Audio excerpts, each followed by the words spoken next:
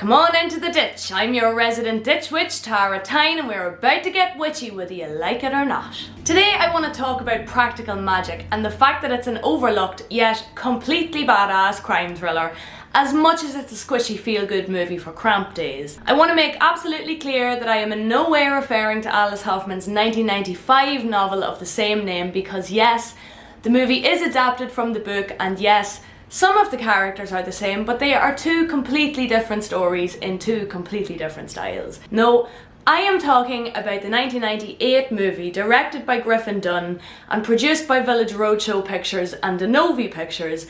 That's Denise Denovi, who spent most of the 90s producing for Tim Burton, which is probably one of the reasons I love this movie so damn much. Practical Magic is my ultimate go-to comfort movie. It is peak movies for women about women.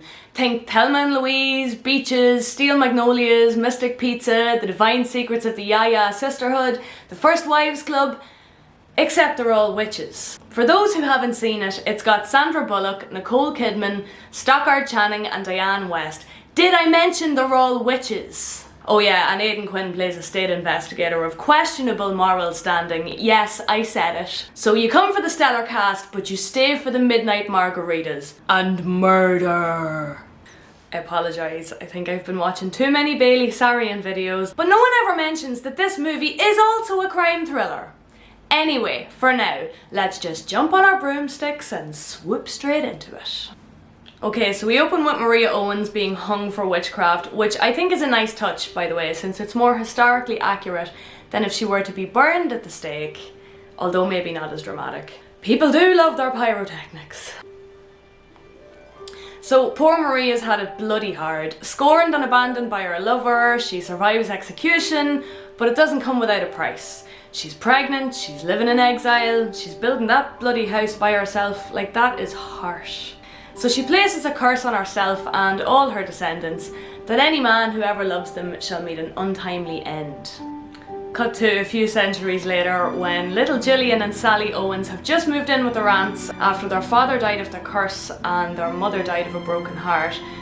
Things are pretty awesome, like apart from the bullying, I suppose. But can I just say, Aunt Frances with her gargantuan sun hat and her cynicism burning as steadily as her cigarette is absolute life goals. The aunts are explaining here to the girls about their parents' deaths and about Maria and her curse, and I'm wondering why they haven't explained the complete lack of apparent effort to remove the curse. Like, not a word about it. Have they even thought of that? Surely someone in the family at some point took the initiative and put a little bit of research into it. No? Okay. Then I show up, clawing at the window, strung out for more comfort movies about sassy modern witches. Oh, then Stevie Nicks shows up. Like, she's like the third invisible main character of this movie. She's like Mother Nature herself. Stevie.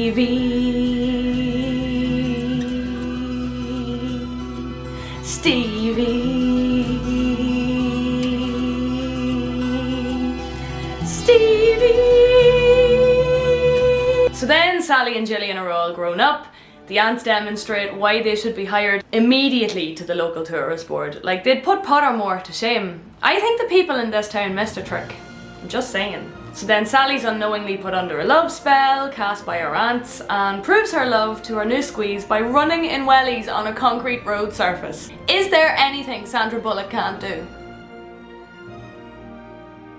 Can we take a moment here to talk about how when Sally's husband, Michael, meets his inevitable fate, with a surprise bonus Godfather homage, by the way, and Sally's no doubt losing her mind with despair, she then has to come home to this. To be honest, I'd move out too. So she moves herself and her two girls, Antonia and Kylie, into the aunt's house, vowing that they will never do magic. I think you're in the wrong house for that now, to be honest. Meanwhile, Jilly Bean's been living it up with Marvin Gaye and vampiric cowboy Jimmy Angeloff. Oh, Jimmy, Jimmy, Jimmy. I mean, sure, worshipping each other like bats sounds great, but Jimmy is the last guy you want to get nocturnal freaky in a cave with. Yeah, you know what I mean. You'd have thought the whole needing to drug him with belladonna in order to get some sleep thing might have been a red flag. But I digress. As you'd expect, Jimmy ends up dead, but not because of true love and the Owens curse. No. Just good old-fashioned poisoning. And it's decided that black magic will be used to reanimate Jimmy's corpse. That's always a great idea. I say reanimate instead of resurrect because the aunts have made clear earlier that it won't be Jimmy who comes back. It will be something dark and unnatural. But hey, once he's walking and talking, they're in the clear, right? Wrong. As for the memento mori in the form of Sandra Bullock casually eating whipped cream off a corpse. Mwah. Anyway, Jimmy's back, sorta, and he's doing his Jimmy thing, and then BAM! Sally hits him with a frying pan and kills him again. And I'm pretty sure any chance of claiming self-defense goes out the window when you then bury your victim in a shallow grave in your back garden. At this point, I would think due diligence would dictate at least trying to remove whatever entity is wearing Jimmy like a Jimmy suit before putting him in the ground. But nope, the Owen sisters are full sure that this time Jimmy's definitely gonna stay dead. And for a while, he does. Life goes on, Gillian starts to dress like a beatnik poet, Sally climbs the illustrious ladder of social status when her sister fixes phone tree day, and random porch tequila facilitates a midnight margarita session fueled by Harry Belafonte and family tensions, which are rising faster than Jimmy's boots. And just when it's all getting a wee bit worrying, the aunts decide to take off and leave it up to Gillian and Sally to deal with Officer Gary Hallett, a state investigator who knows a little too much about botany, and who is investigating Jimmy's whereabouts. Sally feels unable to lie to him because plot device. Gillian devises a potion to make him go away. But Sally's daughters, Antonia and Kylie, recognise the signs that Officer Gary is their mother's true love, and they throw the potion into the ocean. Throwing the potion into the ocean, yeah. I'm sorry, I don't know.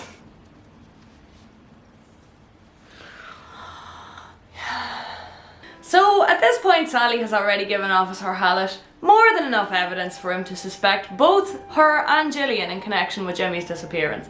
And whilst his investigations are deepening, yeah, he's fallen more and more in love with Sally, while she continues to confess murder to him in a variety of creative ways. So you don't have any idea where he is? Belladonna. It's a sedative. Some people also use it as a poison. Which people? Which people? Where is James Angelo? I think he's in the spirit world.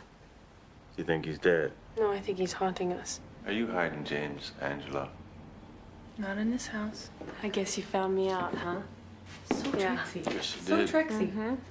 You should come around here on Halloween. You'd really see something then. Oh, yeah? Yeah, we all jump off the roof and fly. We kill our husbands, too. Like, Did come you on. or your sister kill James Angelo? Julian didn't kill anybody. Jillian didn't, but you did. Yes, she did. What if I told you I did? He has to be held accountable. Well, he has been punished. You really should get a lawyer's advice before we go any further. In the end, the jewellery producing toad seems to have more luck convincing Officer Gary of the sisters' criminal undertakings than Sally's actual repeated confessions do. Some fine police work there, Gary. Yes, he does suggest more than once that the girls should get a lawyer, but he also invites Sally into his hotel room to peruse the crime scene photos and do some smooching, you know? I mean, how hard is he really trying? Like, really? Meanwhile, guess what? Jimmy's back, and this time he's squatting inside the body of his intended bride, Gillian. How romantic. Then after Officer Gary discovers that ghosts are real, and hey, that's almost like seeing Jimmy Angeloff alive, so therefore he can't be dead, right? Wait, what?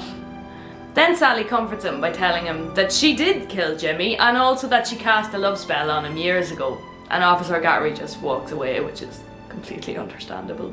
So after another bout with Jimmy's relentlessly stalkery ghost, hopefully the last one, but who knows with this guy, a letter finally arrives and states that Jimmy's ring found in the ashes of some random structure provided a positive identification, and that his cause of death is thought to be accidental.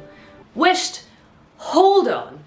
This is where we stop and acknowledge the fact that Officer Gary Hallett is as crooked as a banana. We are left to presume that he destroyed the tape full of evidence. Yeah, remember that? This is the testimony of Sally Owens. March 8th, 1998. And that he planted Jimmy's ring at the scene of some fire and possibly falsely identified some poor fire victim as the murderer Jimmy Angeloff, not to mention lying to a superior about the results of his long distance investigation, perverting the course of justice, possibly forging documents, perjury, aiding and abetting, and the list would probably be a lot longer if I wasn't just recalling things I've heard in legal dramas.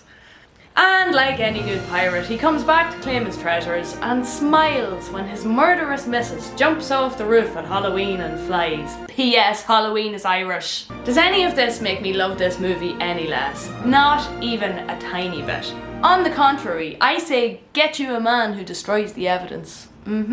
Practical magic, the soft, witty, murderous rom-com that Hollywood struggled to market, that showed the world magic wasn't all just flashy special effects, that had all us witches daring to dream of a love that time and apparently the legal system would lie down for. Whilst we need about 100 more films in this exact same genre, like yesterday, Practical Magic will probably stay my favourite because it was there first, breaking new ground, giving witchy women a little solace in an often harsh world. Right, I think it's time for more tea. Thanks for watching in. Whether you're new or old to this channel, I don't intend to do a huge amount of witchy movie reaction videos. I just thought this would be an entertaining new take on a movie that most of you are probably already pretty familiar with. However, I am always open to recommendations for witchy content, particularly if it's funny, and particularly if it feels more like magic realism than fantasy. You feel me? That's my B. So drop your suggestions in the comments below. Hit subscribe for more fun and witchy adventures. I upload every Thursday and you're not gonna wanna miss it. Slán agus beannacht, goodbye and good luck to you. Stevie! Throwing the potion into the ocean. Witch people. Up the FFF.